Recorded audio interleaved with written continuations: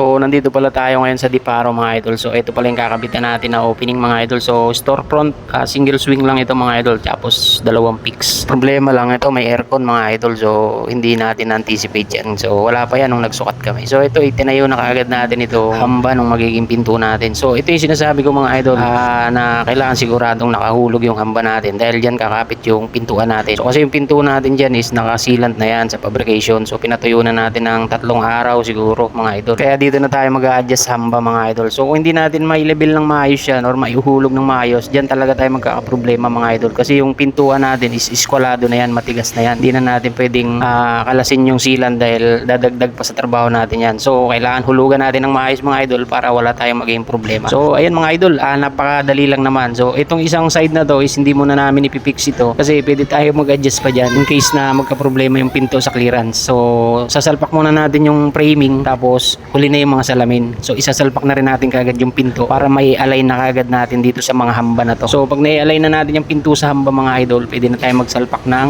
fix. Madali kasing galawin yung mga aluminum hanggat wala pang salamin yan mga idol. So yung clearance natin sa pinto is madali nating ma-adjust mga idol. Kapag may salamin na yan, inuna nyo yung fix at yung pinto is nahuli, mas mahihirapan kayong mag-align yan mga idol. So yun ang advantage mga idol kapag huli nyo sinalpak yung fix kesa dun sa pintuan. Mas mahirap kasi mag-adjust or maghabol mga idol kapag may mga salamin na yung fix natin. So doble-doble ang trabaho niyan mga idol. Kagaya nung magkakalas ka ng tornilyo, ibababa mo na naman yung salamin tapos isasalpak mo na naman. So ganun ang magiging sistema niyan kung nauna yung fix. So ito, baliktad naman yung ginawa natin dyan. So inuna natin yung pinto para naka-align na siya kasi yan ang mas malaking alignment natin dyan. Sa fix wala naman tayong alignment sa fix. So yun yung naging diskarte lang dyan mga idol. Kaya kahit nakasilant na yung pinto na yan, basta makuha mo lang ang hulog at saka yung iskwala ng pinto mga idol is madali na lang yan. Kahit hindi pa nakalibel yung flooring yan, madali na lang gawa ng paraan yan. Sabi kasi nung ibang mga idol is mas madali daw kung sa site na ikakabit yung glass ng pintuan. So magpapatuyo ka pa niyan dyan mga idol.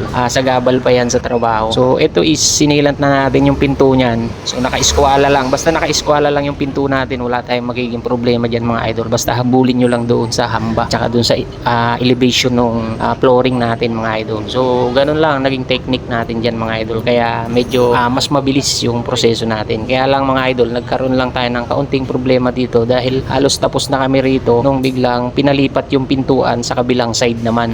Nag-worry yung may-ari mga idol na magiging sagabal daw yung pintuan sa pagpasok ng tao dahil yung couch nila is dito banda sa may pintuan na side. So baka maging sagabal daw. So nilipat natin yan mga idol. Ito na nga mga idol, naglilipat na tayo ng pinto. Nilipat natin sa kabilang side yung pinto dahil gusto ng may-ari is doon na lang sa kabilang side. So ang usapan kasi natin dyan, nung una pa lang is doon pag nasa labas ka, nasa kanan yung pintuan, yung palo ng pinto mga idol.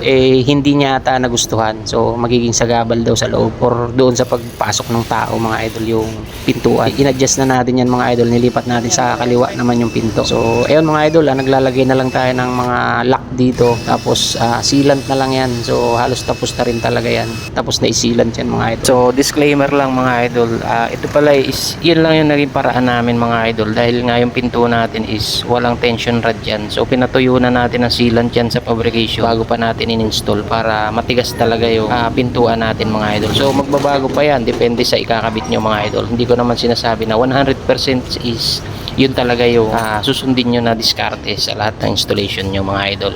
So hanggang dito na lang mga idol. Sana may nakuha kayo kahit konting idea lang sa ginagawaan ating trabaho mga idol. So ayun lang, maraming salamat at